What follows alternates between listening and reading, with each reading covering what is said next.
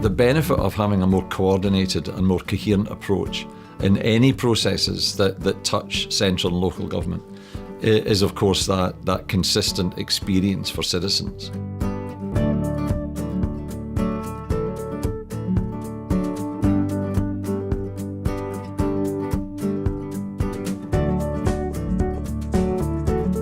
What I'd like to see it deliver is a repeatable way of local government and central government working together. So however it does that, whatever platform it creates, isn't really about the services. It's about the nature of the business that we're in. You know, in my mind, we are partners in regulation here. We're all working for the same people.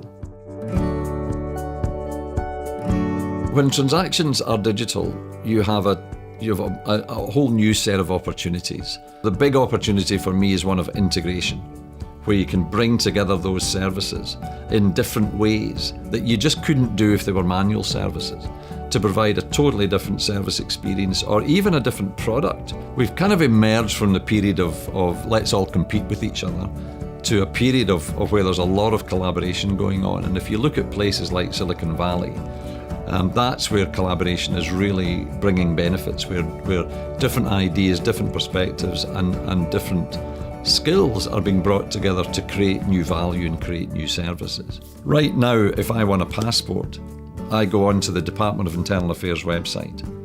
In the future, when I want a passport, I want to be sitting there booking my flight in the Air New Zealand website, and perhaps that's where I get my passport. If we've got upwards of 70-odd councils doing things in different ways, then trying to interface with central government means we're doing it 70 times. That just doesn't make sense. And I can kind of understand why we've got here, but there's no reason to keep doing things the way we've always done them. There's a real recognition, even in some of the most innovative places in the world, like Silicon Valley, that actually taking a more standard approach is leading to higher levels of innovation. The internet is the most standard thing in the world, and yet it's the thing that's generated the greatest amount of innovation probably in the last 50 years. You cannot change the protocols of the internet. What you can do is build really cool stuff on top of it. Data is really the lifeblood of digital transformation. So I think you can start to imagine quite a different model of operating that involves citizens only telling us once the information that we need to know, that information being held and stored in a very careful and secure way, but then it being used appropriately to help determine service approaches, and ultimately where we can start to automate access to entitlements. I mean, it strikes me as odd that we know everybody's age in New Zealand, and yet at age of where you're entitled to superannuation, you have to apply for it. Self-management of data, ability to review your own data and keep an eye on it, collecting once and using many times, you know, it's some basic principles like that. But without the data, none of this is possible. And so the quality and the reliability of that data becomes incredibly important. In my experience, having worked across central government to, you know, from one department sort of trying to persuade everybody to do things in a coherent, consistent way, I know how difficult that can be. It's not straightforward. When you come to the table to talk about these opportunities, you have to talk about value. You know, to be able to take on board and use a proven, tested, working way of doing things has got to be better.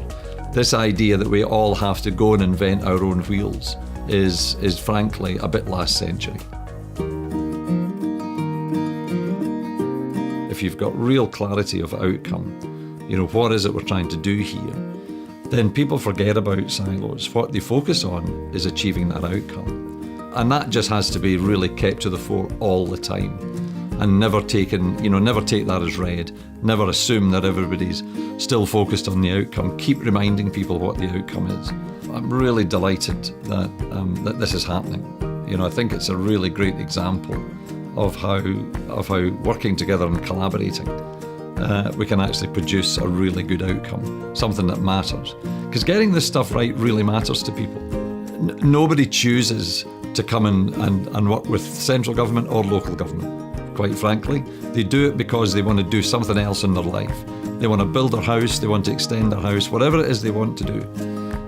So our job is to make that as easy as possible for them, while protecting them and others from the natural risks that sit in there. I think you're really demonstrating the desire to make it easy for people, and I really applaud that.